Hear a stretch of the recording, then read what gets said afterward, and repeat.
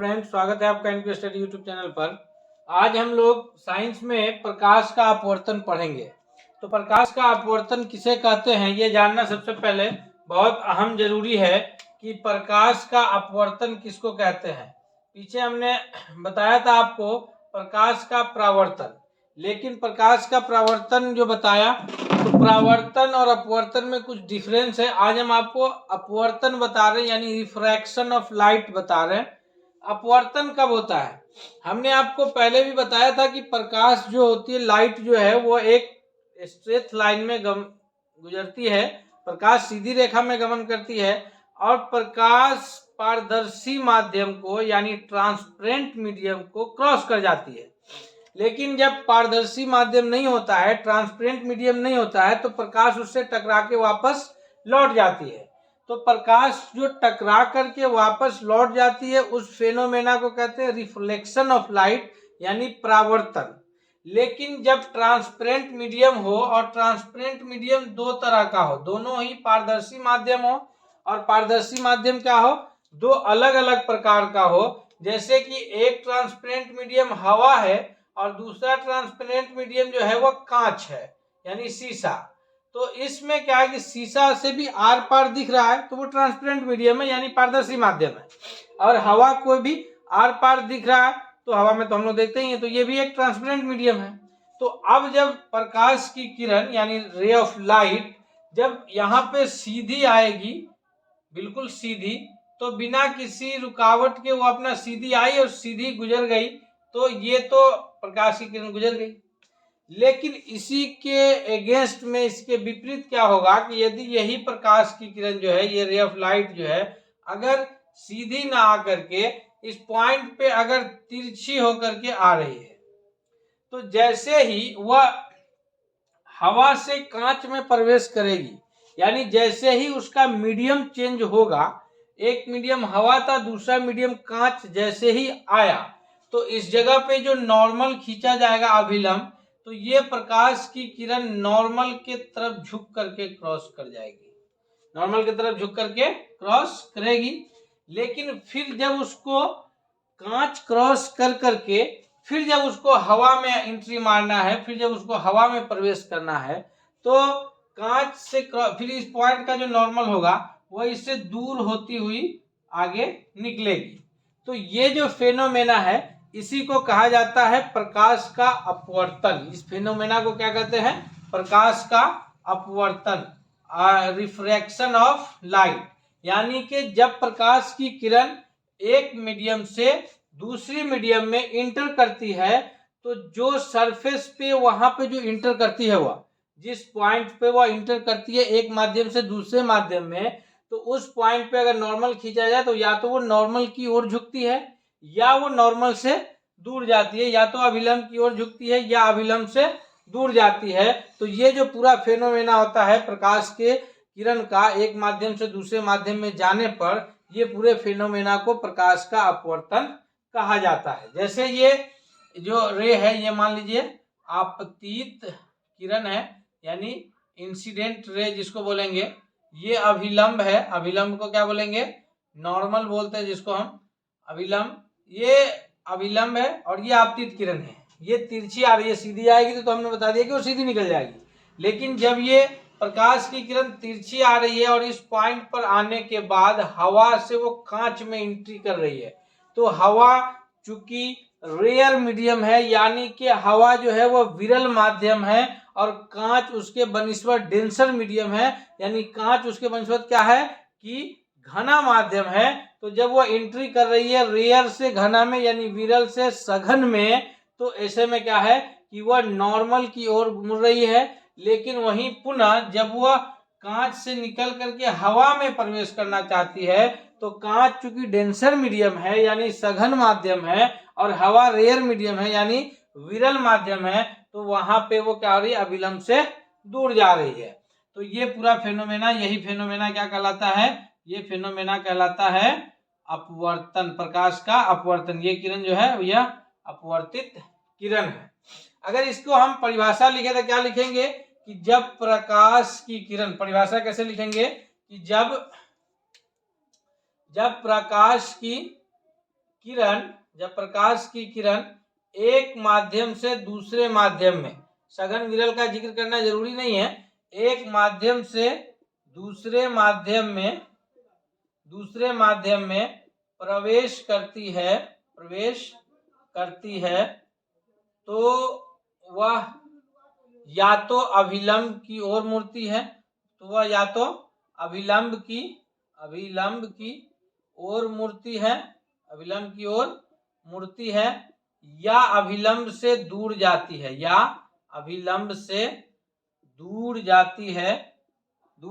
है, यह प्रक्रिया प्रकाश का अपवर्तन कहलाता है। यह प्रक्रिया क्या कहलाता है? यह प्रक्रिया प्रकाश का अपवर्तन कहलाता है। यह प्रक्रिया प्रकाश का अपवर्तन कहलाता है। इसी फेनोमेना को प्रकाश का अपवर्तन कहते हैं। हम उम्मीद करते हैं कि आप समझ गए होंगे कि प्रकाश का अपवर्तन क्या है। अब हम ये जानेंगे कि प्रकाश की किरण जो एक माध्यम से दूसरे माध्यम में जाती है तो इसका कुछ नियम कायदा है, कुछ नियम कानून है, या सीधे एंट्री कर जाती है। ये तो एंट्री करती है तो नॉर्मल की तरफ या नॉर्मल से दूर जाती है, ये पूरा क्रिया अपवर्तन कहलाया, रिफ्रैक्शन कहलाया। तो ये अगर एक माध्यम से दूसरे माध्यम में जा रही है तो ये किस नियम का फॉलो करती है, उस नियम को भी हम लोग जानेंगे। और उसी नियम को क्या कहा जाता है? अपवर्तन का नियम, यानी लॉ ऑफ रिफ्रैक्शन। तो हम लोग उस नियम को भी जानते हैं, प्रकाश के अपवर्तन के नियम के नाम से, प्रकाश के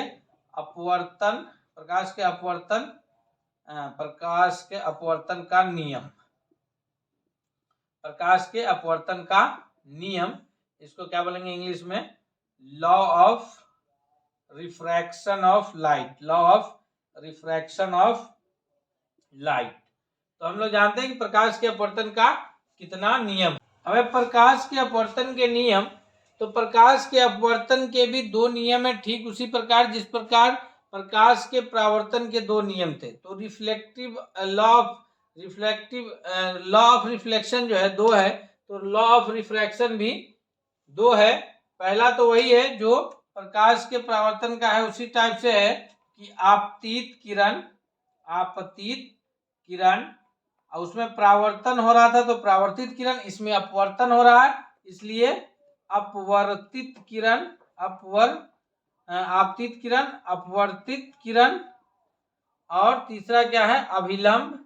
तीनों एक ही तल में होते हैं, उसमें भी वही था, आपतित किरण, अपवर्तित किरण और अभिलंब तीनों एक ही तल में होते हैं।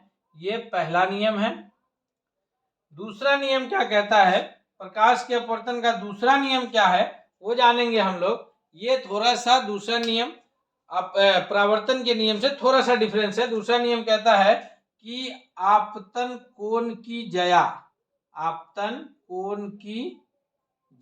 मतलब साइन, जो आप मैथमेटिक्स में साइन थीटा कॉस थीटा पढ़ते हैं वो साइन, आपतन कोण की जया यानी साइन आई। आपतन कोण की जया क्या होगा? साइन आई। और अपवर्तन कोण की जया, और अपवर्तन का जो कोण है आर, ये आई आपतन का कोण और ये आर अपवर्तन का कोण।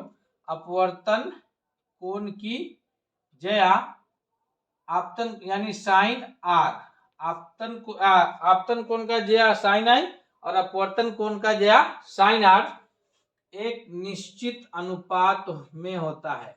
आपतन कोण की जया और अपवर्तन कोण की जया का एक निश्चित अनुपात होता है, और यही निश्चित अनुपात जो होता है इसी को कहा जाता है अपवर्तनांक, यानी साइन आई बटा साइन आर जो है इसी को अपवर्तनांक कहा जाता है, जिसको म्यू से डिनोट करते हैं। ध्यान रखिएगा कि निश्चित अनुपात होने का मतलब कि एक राशि बढ़ेगा तो दूसरा भी बढ़ेगा और उसी अनुपात में बढ़ेगा जिस अनुपात में एक राशि बढ़ेगा। यानी आपतन का कोण जिस हिसाब से बढ़ेगा अपवर्तन का कोण भी उसी हिसाब से बढ़ेगा, और आपतन का कोण जिस हिसाब से कम होगा अपवर्तन का कोण भी उसी हिसाब से कम होगा, यही कहा जा रहा है। तो साइन आई बटा साइन आर जो है वो एक निश्चित अनुपात में होता है, और यह निश्चित अनुपात को किस नाम से जानते हैं? अपवर्तनांक के नाम से। और इसको डिनोट किससे किया जाता है? डिनोट किया जाता है म्यू से। तो ये हम लोग ने क्या जाना कि प्रकाश का अपवर्तन किसे कहते हैं तथा अपवर्तन के दो नियम हैं। एक नियम है कि आपतित किरण अपवर्तित किरण और अभिलंब तीनों एक ही तल में होते हैं। दूसरा है कि आपतन कोण की ज्या और अपवर्तन कोण की ज्या का एक निश्चित अनुपात होता है और इसी निश्चित अनुपात को क्या कहा जाता है, रिफ्रैक्टिव इंडेक्स यानी अपवर्तनांक उसको कहते हैं। और साइन आई बटा sine r is equal to mu. ये जानेंगे, अभी पीछे एक शब्द आपको बताए हैं अपवर्तनांक। ये अपवर्तनांक जो है ये क्या है, अपवर्तनांक किसे कहते हैं, इंग्लिश में इसी को कहते हैं refractive index. Refractive index, refractive index क्या है इसको हम लोग जानते हैं।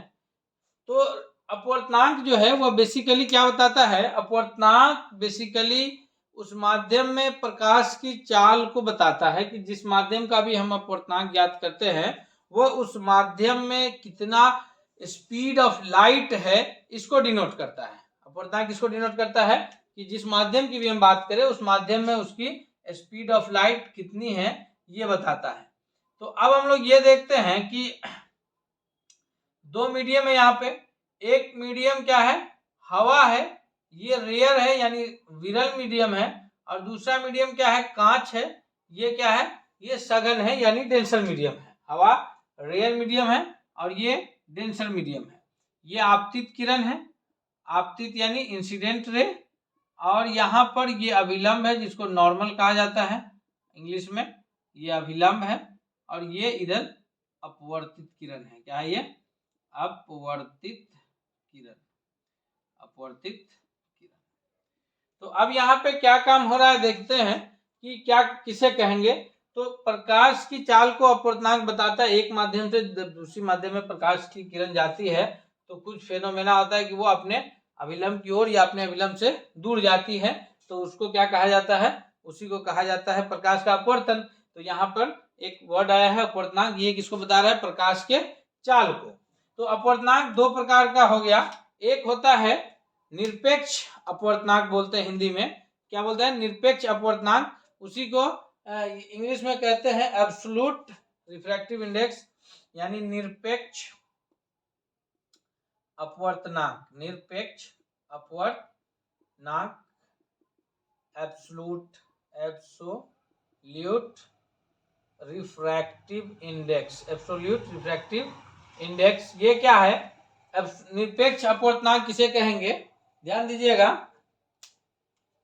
जब एक माध्यम निर्वात हो यानी वैक्यूम हो जहां पर हवा भी ना हो, जब एक माध्यम क्या होगा, निर्वात होगा जिसमें हवा भी नहीं होगा, तो और उसमें किसी और माध्यम का निकालेंगे तो वो कहलाता है निरपेक्ष अपवर्तनांक। यानी कि निरपेक्ष अपवर्तनांक क्या होता है, निरपेक्ष अपवर्तनांक जो है, निरपेक्ष अपवर्तनांक ये क्या होगा, निरपेक्ष अपवर्तनांक कि एक मीडियम क्या लेना है, एक मीडियम है निर्वात यानी जहां हवा भी नहीं है, इंग्लिश में जिसको वैक्यूम कहते हैं। तो निर्वात में प्रकाश की चाल, निर्वात में प्रकाश की चाल बटा यानी बाई उस माध्यम में प्रकाश की चाल जिस माध्यम को हम लोग ले रहे हैं। तो जिस माध्यम को भी हम लोग लेंगे निरपेक्ष के लिए तो उस माध्यम में प्रकाश की चाल, उस माध्यम में प्रकाश की चाल ये कहलाएगा निरपेक्ष अपवर्तनांक, है ना। निर्वात का मालूम ही है कि वैक्यूम में स्पीड ऑफ लाइट कितनी है, याद रखिएगा अगर आपको नहीं पता है तो निर्वात में जो प्रकाश की चाल है वह है कितना है, निर्वात में प्रकाश की चाल, निर्वात में प्रकाश की चाल है 3 गुने 10⁵ किलोमीटर पर सेकेंड या 3 गुने 10⁸ मीटर पर सेकेंड। इसको ऐसे भी याद रखिए कि 3 लाख किलोमीटर प्रति सेकेंड की चाल से प्रकाश निर्वात में गमन करता है। तो जब आप निरपेक्ष अपवर्तनांक निकालेंगे तो वहां पे हम लोग कैसे निकालेंगे कि जो निर्वात में यानी वैक्यूम में प्रकाश की चाल है जो कि 3 लाख किलोमीटर प्रति सेकेंड है, बाई उस माध्यम में, जिस भी माध्यम को हम ले, यहाँ पे माध्यम के रूप में हम यहाँ पे कांच ले सकते हैं, माध्यम के रूप में हम यहाँ पर पानी ले सकते हैं, माध्यम के रूप में हम यहाँ पे हीरा ले सकते हैं, कोई भी मीडियम ले सकते हैं और इस मीडियम की प्रकाश की चाल दे करके हम इसका क्या बोलते हैं, एब्सोल्यूट रिफ्रैक्टिव इंडेक्स निकाल सकते हैं यानी निरपेक्ष अपवर्तनांक ज्ञात कर सकते हैं। निरपेक्ष के बाद एक और वर्ड है सापेक्ष अपवर्तनांक का। क्या है? सापेक्ष अपवर्तनांक। इसको भी हम लोग जान लेते हैं। सापेक्ष अपवर्तनांक किसको कहते हैं? इसका होगा relative refractive index. Relative refractive index. Relative refractive index क्या है कि जब यहाँ पे सापेक्ष अपवर्तनांक है कि दो अलग अलग मीडियम जिसमें निर्वात शामिल नहीं होगा, निर्वात होगा तो वो निरपेक्ष अपवर्तनांक हो जाएगा। तो यहाँ पे हम लोग किसकी बात कर रहे हैं? सापेक्ष की, सापेक्ष अपवर्तनांक का। तो सापेक्ष अपवर्तनांक क्या है? सापेक्ष अपवर्तनांक है माध्यम 1 में प्रकाश की चाल बाई माध्यम 2 में प्रकाश की चाल। सापेक्ष अपवर्तनांक क्या? सॉरी, माध्यम 2 में प्रकाश की चाल बाई माध्यम 1 में प्रकाश, जिसका भी निकालेंगे हम रिफ्रैक्टिव इंडेक्स में कि माध्यम 1, माध्यम पहला का अगर निकालें तो माध्यम 1 में प्रकाश की चाल बटा माध्यम 2 में प्रकाश की चाल बटा माध्यम 2 में प्रकाश की चाल। ये अगर माध्यम प्रकाश की चाल, और या फिर क्या हो जाएगा? माध्यम 2 में प्रकाश की चाल, माध्यम 2 में प्रकाश की चाल बटा माध्यम 1 में प्रकाश की चाल बटा माध्यम 1 में प्रकाश की चाल। याद रखिएगा, रिफ्रैक्टिव इंडेक्स जो अपवर्तनांक है उसको हम लोग किससे डिनोट करते हैं? तो उसको हम लोग म्यू से डिनोट करते हैं। ये साइन को क्या पढ़ा जाता है? म्यू पढ़ा जाता है। रिफ्रैक्टिव इंडेक्स को, अपवर्तनांक को हम लोग म्यू से डिनोट करते हैं। अब हम लोग ये जान गए कि अपवर्तनांक किसे कहते हैं, बहुत अच्छे से समझ गए। हम लोग ये देखते हैं कि अलग अलग मीडियम का क्या अपवर्तनांक है। ये आपके बोर्ड परीक्षा में बहुत मददगार होगा, क्योंकि ऑब्जेक्टिव जो प्रश्न बन रहे हैं बिहार बोर्ड में, तो इससे एक प्रश्न आते हैं कि कभी पूछेगा आपसे कांच का अपवर्तनांक क्या है, तो कभी पूछेगा हीरा का क्या है, कभी पानी का क्या है। तो ये जानना हमारे लिए बहुत जरूरी है। हम ये कहेंगे कि आप इस वीडियो को अंत तक देखिए, फिर इसके बाद आपको कहीं से और तैयारी करने की जरूरत नहीं आएगी। ये वीडियो आपके लिए बहुत फायदेमंद होगा, बोर्ड परीक्षा से के लिए भी और आगे की तैयारियों के लिए भी। तो इस वीडियो को आप अंत तक देखिएगा, और आपसे यही कहेंगे कि आपने अब तक अगर वीडियो को लाइक नहीं किया है तो लाइक कर दीजिए, तथा अगर अब तक आपने चैनल को भी सब्सक्राइब नहीं किया है तो चैनल को भी सब्सक्राइब।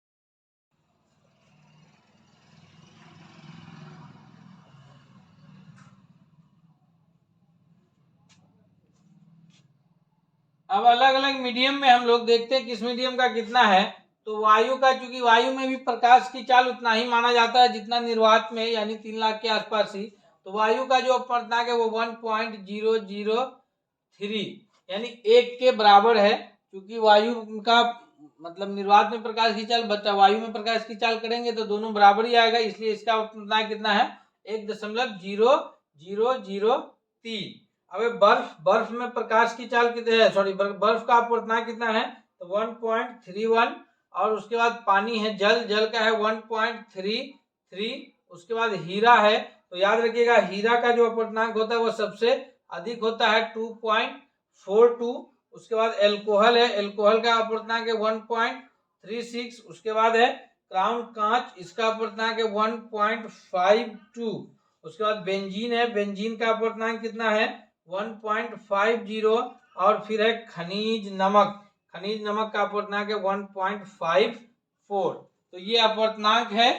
याद रखिएगा, इसमें वायु का जो अपवर्तनांक है वह क्या है? वह 1 के बराबर है वायु का अपवर्तनांक। और सबसे अधिक अपवर्तनांक है हीरा का। याद रखिएगा, सबसे अधिक अपवर्तनांक ये हीरा का है। आप इसको नोट कर लीजिए, ये बहुत फायदेमंद चीज होगा आपके एग्जाम के लिए। आपको इससे एक प्रश्न जरूर आएंगे, इसलिए आप इसको जरूर नोट कर लीजिएगा और इसको याद कर लीजिएगा। एक जरूरी नहीं रट्टा मारने का, आप एक बार हमारे साथ बोलिए, याद हो जाएगा। वायु का अपवर्तनांक कितना है? 1, लगभग 1 है, 1.003 है, लेकिन लगभग 1 है।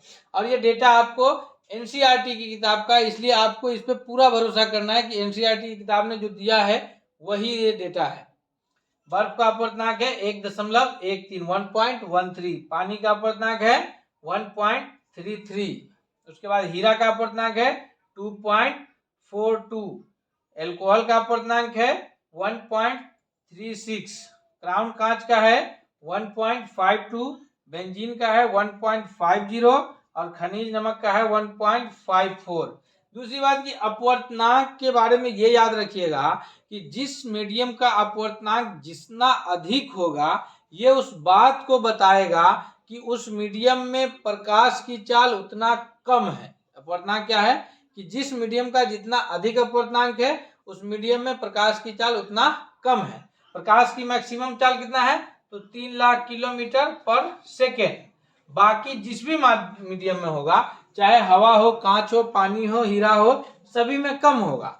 लेकिन जितने भी पदार्थ है उसमें हीरा में सबसे अधिक अपवर्तनांक है, तो इसलिए हम ये कह सकते हैं कि हीरा में प्रकाश की चाल सबसे कम है, क्योंकि हीरा जो है वो दुनिया का सबसे कठोर पदार्थ है। ये याद रखिएगा, हीरा क्या है, हीरा सबसे कठोर पदार्थ भी है। और हीरा में प्रकाश की चाल कितना है प्रकाश का अपवर्तनांक कितना है 2.42। तो ये अच्छा, ये किस बात पे डिपेंड करेगा, तो जो अपवर्तनांक है वो उस मीडियम के रेयर और डेंसर होने पर डिपेंड करेगा, यानी मीडियम के सघन और विरल होने पर। सघन और विरल, ये दो वर्ड बार बार आ रहा है, सघन और विरल, तो इसको भी कंफर्म हो लीजिए कि सघन और विरल क्या है। तो सघन उस माध्यम को कहेंगे जिस माध्यम में प्रकाश की चाल कम होगा। सघन क्या है कि इसमें प्रकाश की चाल कम, प्रकाश की चाल इस मीडियम में कम है और इसमें प्रकाश की चाल, इस मीडियम जो भी हो इसमें प्रकाश की चाल अधिक हो, प्रकाश की चाल इसमें अधिक, प्रकाश की चाल अधिक, प्रकाश की चाल अधिक। सघन में क्या आ जाएगा, जैसे कांच है, और विरल में क्या आ जाएगा, हवा है, निर्वात है, ये सब विरल मीडियम है। और सघन में कांच है, पानी है, बर्फ है, ये सारे क्या है, ये सारे सघन मीडियम है। अब हम लोग ये कहेंगे कि अपवर्तनांक का उदाहरण हमें कहाँ कहाँ देखने को मिलता है, तो अपवर्तन का जो उदाहरण है वो हमको देखने को मिलता है कि जब हम लोग ये देखते हैं कि किसी पानी में कोई अगर रॉड रखा हुआ है तो वो हमें सीधा नहीं दिखता, बल्कि क्या दिखता है, बाल्टी में रखा हुआ रॉड अगर इस तरह से दिखता है कि वह तिरछा रखा हुआ है, बाल्टी में रखा हुआ रॉड क्या दिखता है कि वह तिरछा रखा हुआ है। ये इस बात को बताता है कि प्रकाश के अपवर्तन के फेनोमेना को यह बताता है कि रॉड जो सीधा रखा हुआ है बाल्टी में, वो उसमें क्या दिखाता है कि रॉड जो है उसमें मुड़ा हुआ रॉड उसमें रखा हुआ है। और क्या है हम हमारे जिंदगी में कि बाल्टी में रखा रॉड, ये अपवर्तनांक का अपवर्तन का उदाहरण है। बाल्टी में रखा रॉड मुड़ा हुआ दिखना, मुड़ा हुआ दिखना। दूसरा जो सबसे अहम ये चीज है वह है तारों का टिमटिमाना, तारों का टिमटिमाना। ये तारों का टिमटिमाना जो है ये अपवर्तन का ही उदाहरण है, तारों का टिमटिमाना। इसको हम लोग डिटेल्स में जान लेते हैं कि तारे क्यों टिमटिमाते हुए नजर पड़ते हैं। तो तारों का जो टिमटिमाना है उसको हम लोग डिटेल्स में देख लेते हैं। ध्यान दीजिए, अब है तारों का टिमटिमाना। तो तारों के टिमटिमाने के बारे में क्या है कि जैसे सूर्य है, तो सूर्य क्या है कि सूर्य जो ब्रह्मांड में जो स्थिति है, सूर्य की स्थिति है ना, और जो तारों की स्थिति है, तो जो पृथ्वी जो और पृथ्वी की जो स्थिति है, ये हमारा गोला पृथ्वी है।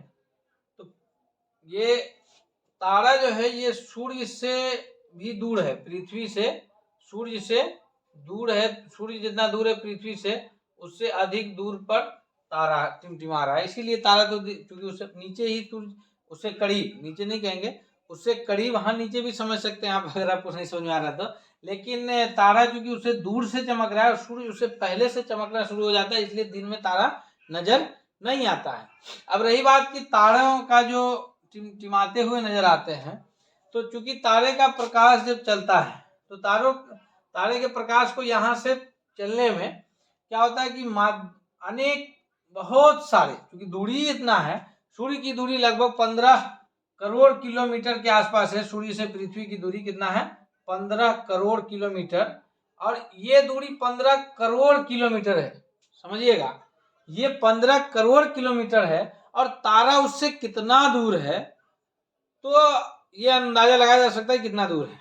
और जब ये दूरी इतना अधिक है तो प्रकाश की जो यहाँ से प्रकाश चलती है, जो हमारे पृथ्वी तक रात में जो दिखता है तारा चमकता हुआ, तो पृथ्वी तक आने में उसको अनेक बार विरल और सघन माध्यम का गुजर होता होगा, क्योंकि प्रकाश निर्वात से भी गमन करती है तो उसको निर्वात भी मिलता होगा, उसको सघन माध्यम भी मिलता होगा। हो सकता है कि हवा ही उसको सघन बनाए, तो उसको अनेक बार क्या मिलता होगा, सघन और विरल माध्यम मिलता होगा। तो जहाँ पे उसको सघन में आएगा तो वहां पर वो अभिलंब की ओर मुड़ेगा, फिर वो जैसे ही विरल में आएगा तो वो अभिलंब से दूर जाएगा, फिर उसको सघन विरल माध्यम मिलता होगा। तो अभिलंब के करीब या अभिलंब के दूर होते हुए वो प्रकाश क्या होगा कि हमारे तक पहुंचता है। तो हो सकता है कि कभी कभी प्रकाश की किरण पूर्ण रूप से हम तक पहुंचती है, या कभी कभी क्या होता है कि सघन विरल में, और जैसे ही सघन से विरल में जाती है तो वो हमारे आंखों तक पहुंचने से पहले ही दूसरी दिशा में मुड़ जाती है, हमारे आंखों तक आने से पहले ही दूसरी दिशा में मुड़ जाती है। तो जब वो दूसरी दिशा में मुड़ जाती है तो उस वक्त हमको ये लगता है कि वो जो तारा चमक रहा था वो प्रकाशहीन हो गया, यानी वो चमकना ही बंद कर दिया। लेकिन फिर क्या है कि वो फेनोमेना जो वो क्रिया है वो कंटिन्यू चलता रहता है। तो वो क्रिया कंटिन्यू चलते रहने के कारण क्या है कि किसी क्षण उसकी प्रकाश की किरण जो है हमारे आंखों पर पड़ती है तो उस वक्त वह तारा हमको रोशन दिखता है, और किसी क्षण वो जो प्रकाश की किरण जो वहां से वो तो कंटिन्यू चमक रहा है, तो प्रकाश की किरण जो निकल रही है वहां से तो उसको सघन विरल सघन विरल सघन विरल माध्यम मिल रहा है। तो किसी क्षण उसका जो है विरल मिलने का इधर चला गया, और हम यहाँ से देख रहे थे तो हमको लगा क्या कि तो तारा प्रकाशहीन हो गया, वो तो चमक ही नहीं रहा। लेकिन किसी क्षण उसकी प्रकाश की किरण जो है वो मुड़ करके यहाँ आ गई, तो उस वक्त लगा था कि नहीं वो तारा तो प्रकाशमान है।